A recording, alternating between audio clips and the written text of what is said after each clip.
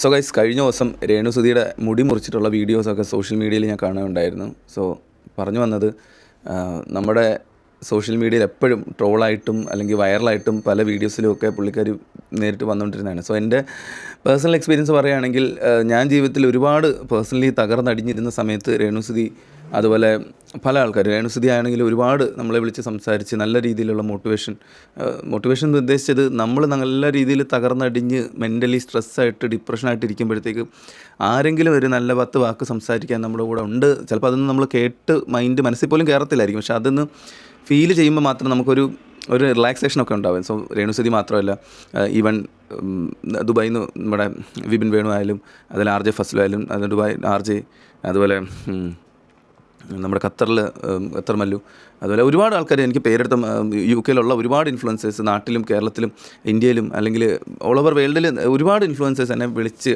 Influencers മാത്രമല്ല actually നമ്മുടെ followers ആണെങ്കിലും അല്ലാതെ എൻ്റെ വീഡിയോസ് കണ്ടിട്ടുള്ളവരാണെങ്കിൽ പോലും ഒരുപാട് പേര് എന്നെ വിളിച്ച് സംസാരിക്കുകയും കമൻറ്റിലൂടെയും മെസ്സേജിലൂടെയൊക്കെ സംസാരിക്കുകയുണ്ടായിരുന്നുണ്ട്. സോ ഒരിക്കലും രേണുസുധി പോലുള്ള ഒരു സെലിബ്രിറ്റി എന്തായാലും നമ്മളെ വിളിക്കുമെന്നുള്ളത് പ്രതീക്ഷിച്ചൊന്നുമില്ല. പക്ഷേ ആ ഒരു എക്സൈറ്റ്മെൻറ്റിൽ നമ്മൾ പല കാര്യങ്ങളും തുറന്ന് പറയുമ്പോഴത്തേക്ക് മാനസികമായിട്ട് നമ്മൾ ഇച്ചിരി ഒരു റിലാക്സേഷനൊക്കെ ഉണ്ടായിട്ടുണ്ടായിരുന്നു. സോ അങ്ങനെ നിൽക്കുന്ന അവസ്ഥയിലാണ് പെട്ടെന്ന് പുള്ളിക്കാരിക്ക് ഇങ്ങനെ ഒരു അവസ്ഥ ഉണ്ടാവുമെന്ന് പ്രതീക്ഷിച്ചില്ലായിരുന്നു. സോ അന്നും പുള്ളിക്കാരി പറഞ്ഞിട്ടുള്ള ഒരു വാക്ക് ഇതാണ്, എന്നെ നല്ല രീതിയിൽ സ്ട്രൈക്ക് ചെയ്ത്. പുള്ളിക്കാരി ആരുടെ ഒരു മീഡിയയുടെ മുന്നിൽ പറഞ്ഞതല്ല, നമ്മളോട് കാര്യം പറഞ്ഞപ്പോൾ പുള്ളിക്കാരി പറഞ്ഞൊരു വാക്കാണ് അതാണ്ട് ഇത്.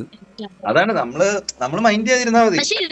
പക്ഷെ മൈൻഡ് അല്ല, അല്ലെങ്കിൽ ഞാനിങ്ങനെ സെലിബ്രിറ്റി ലൈഫ് പോയതൊന്നും ഞാൻ ആഗ്രഹിച്ചതല്ല, ആഗ്രഹിക്കുന്നില്ല, ഇപ്പോഴും ആഗ്രഹിക്കും. ഞാൻ വലിയ സെലിബ്രിറ്റി എന്ന് പറയാൻ വലിയ സംഭവമാണ്, അങ്ങനത്തെ ഉള്ള ഒരാളെ അല്ല ഞാൻ. അങ്ങനെയാണ് നമ്മളെങ്ങനെയാണ്, സുധിയുടെ ഇത് കണ്ടിട്ടാണ് നമ്മൾ ആളിങ്ങനെ ഒരു സാധാരണക്കാരനെ പോലെ തന്നെ. ഞാനും അങ്ങനെയൊക്കെ തന്നെ. നമുക്ക് അതിന് സെലിബ്രിറ്റി ആയിരുന്നോ ഇതായിരുന്നോ അതായിരുന്നോ ഒരു, പിന്നെ നമ്മൾ കാണുന്നവർക്കൊരു ഇതാണ്, എപ്പോഴും സ്ക്രീനിൽ കാണുമ്പോഴത്തേക്ക് ഞാൻ വിചാരിച്ചില്ല എന്നെ വിളിക്കുന്നൊക്കെ സ്ക്രീനിൽ കാണുമ്പോൾ.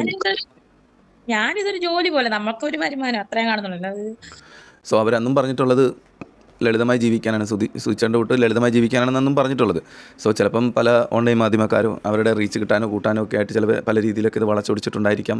ചിലപ്പോൾ അറിവില്ലായ്മ ഉണ്ട്, മീഡിയ എങ്ങനെ ഫേസ് ചെയ്യണം, എന്ത് പറയണം എന്ന് പറഞ്ഞുള്ള അറിവില്ലായ്മ ഉണ്ട്. ചിലപ്പം സുധിയുടെ മരണത്തിൽ ശേഷം കുടുംബം നോക്കാൻ എന്ത് ചെയ്യണം എന്നുള്ളൊരു തത്രപ്പാടിൽ ചിലപ്പം വന്നതായിരിക്കും. എന്തെന്നെ ആയിക്കോട്ടെ, ആർക്കും വരരുതെന്ന് പ്രാർത്ഥിക്കാം, അല്ലെങ്കിൽ എല്ലാവരും പ്രാർത്ഥിക്കുന്ന ഒരു അസുഖമാണ് ക്യാൻസർ. എൻ്റെ അമ്മയും ഒരു ക്യാൻസർ പേഷ്യൻ്റ് ആയിരുന്നു. സോ പുള്ളിക്കാരി എങ്ങനെയൊക്കെയാണ് അനുഭവിച്ചത്, കീമോ തുടങ്ങിക്കഴിഞ്ഞാൽ എന്തൊക്കെയാണ് ബുദ്ധിമുട്ടുകൾ എന്നുള്ള രീതിയിലൊക്കെ എനിക്ക് ഒരുപാട് അറിയാം.